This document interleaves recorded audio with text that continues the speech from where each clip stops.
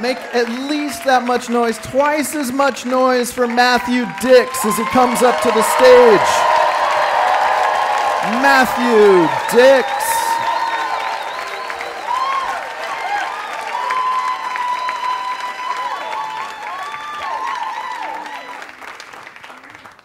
Thank you.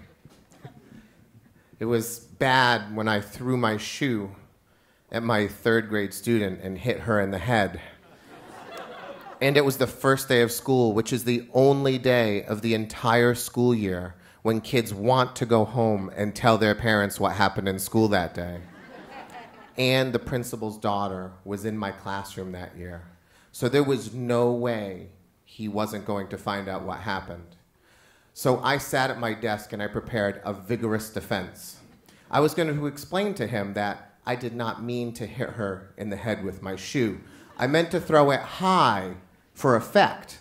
And it was only because she couldn't stay in her seat, which was the reason I threw the shoe in the first place, that she was hit. So really, it was a natural consequence. It was not my fault. I was also going to point out that I was wearing a loafer that day, which, while technically a shoe, on the periodic table of footwear, is much more closely aligned to a slipper. So I didn't really do any damage in hitting her. And so with my defense ready, I waited, and I waited, and I waited, and he never came to talk to me. So after a week, I went to the kid who I hit, and I said, "You didn't tell your parents that I hit you with a shoe?" And she said, "No." And I said, "Why?" And she said, "Because they would have found out I was misbehaving, and I don't need that kind of trouble." And then I went to the principal's daughter, and I said, "You didn't tell your father that I hit Roxy with a shoe?" And she said, "I don't tell my father anything." And at that moment, I knew I was going to have a great school year, because these kids came into my room with my personal belief system fully intact within them. And by November, I had made meaningful connections with every kid in that class except one. And her name was Lisa. Lisa was a short girl with the most Coke bottle glasses you've ever seen. She had long black hair that she pulled down over her eyes like a curtain. Lisa was shy. Lisa was almost invisible if you didn't look closely. And by November, I had run out of tricks to try to get Lisa out of her shell and to talk. And I'd resigned myself to the fact that this is a quiet kid who's going to pass through my classroom quietly. And then one Friday, I was collecting homework, going from desk to pick it up, and the kids were giving me a hard time. They were telling me how stupid the assignment had been and what a waste of time it was, and I got frustrated, and I finally shouted out, "Bring out your dad! Bring out your dad!"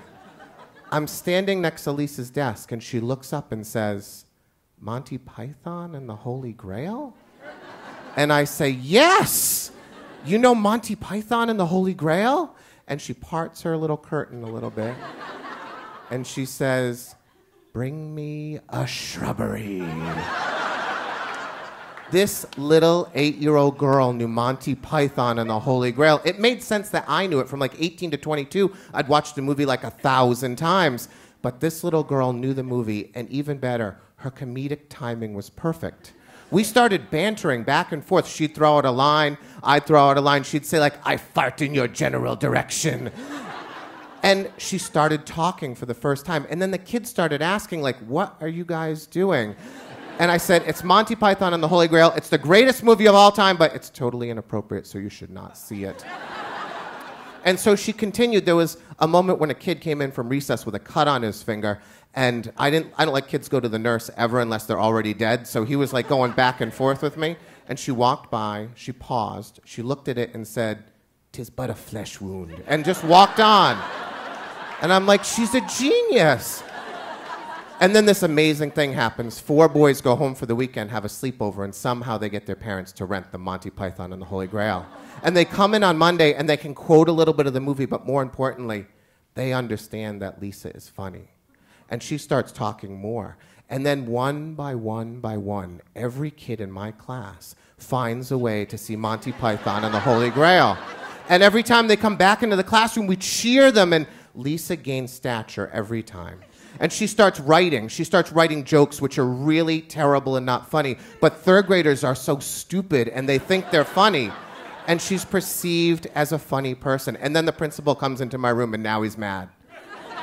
He says to me, my daughter tells me she's the only one in your class who hasn't seen Monty Python and the Holy Grail.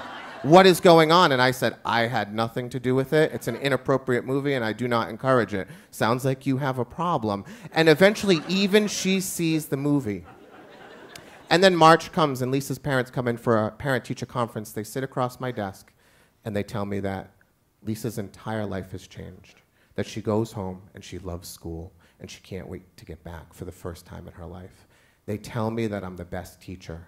The guy who hit a girl in the head with a shoe is the best teacher ever. And I believe it for 2 days. And then I'm walking down the hall and I pass Stephanie, a 5th grader who I had in 3rd grade. Stephanie was like Lisa. She did not talk. Her friend Kiana used to talk for her. She was so quiet. I passed Stephanie and I realized right away, I never found her Monty Python and the Holy Grail because I gave up on her. And then I remember Joseph from 8 years ago, my first class. I can't remember the sound of Joseph's voice because I don't know if he ever even spoke that year. And I think about how I didn't find his Monty Python and the Holy Grail either. I think about Lisa, and I don't think of a success anymore. I did not save Lisa. If anything, Monty Python did, but really, it was dumb luck. I got aggravated in class and shouted out a line from a movie, and I connected with a kid.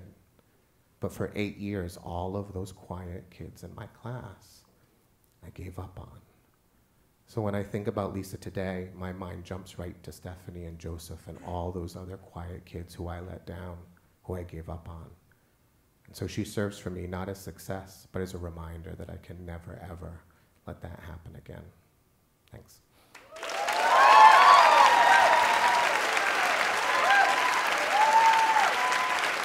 Matthew Dix.